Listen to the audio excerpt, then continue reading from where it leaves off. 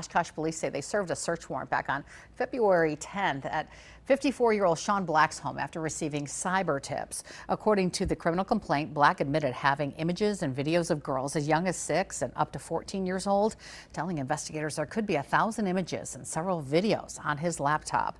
Detectives also reported finding about 91 firearms and a large amount of ammunition in the home. In court this morning, Black was found guilty, 2 counts of possession of child pornography. 3 other counts were dismissed but read in. Sentencing is now set for June 15th.